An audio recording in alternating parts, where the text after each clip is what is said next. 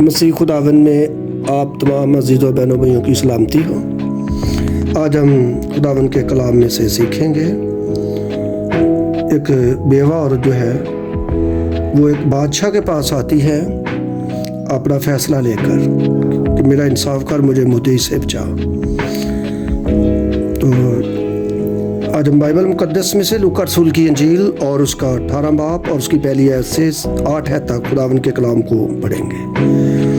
یوں لکھا ہے خداون کے کلام میں، پھر اس نے اس غرض سے کہ ہر وقت دعا کرتے رہنا اور ہمت نہ ہارنا چاہیے، ان سے یہ تمثیل کہی کہ کسی شہر میں ایک قاضی تھا، نہ وہ خدا سے ڈرتا نہ آدمی کی کچھ پرواہ کرتا تھا، اور اسی شہر میں ایک بیوہ تھی جو اس کے پاس آ کر یہ کہا کرتی تھی کہ میرا انصاف کر کے مجھے مدعی سے بچا۔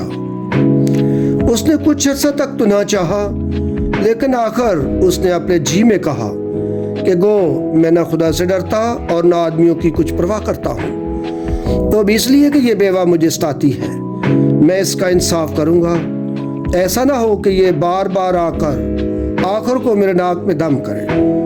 خداوند نے کہا، سنو یہ بے انصاف قاضی کیا کہتا ہے؟ بس کیا خدا اپنے برگزیدوں کا انصاف نہ کرے گا جو رات دن اس سے فریاد کرتے ہیں، اور کیا وہ ان کے بارے میں دیر کرے گا؟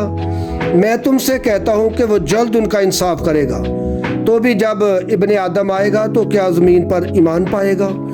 خداوند کی برکت اس کلام کے پڑھے جانے اور سنے جانے پر اس کی برکت ہو، آمین۔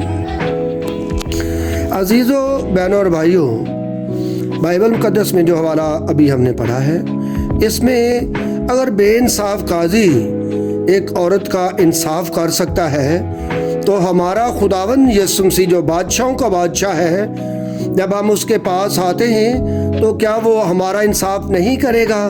جب ہم اس کے پاس آتے ہیں تو وہ ہمارا بھی انصاف کرتا ہے۔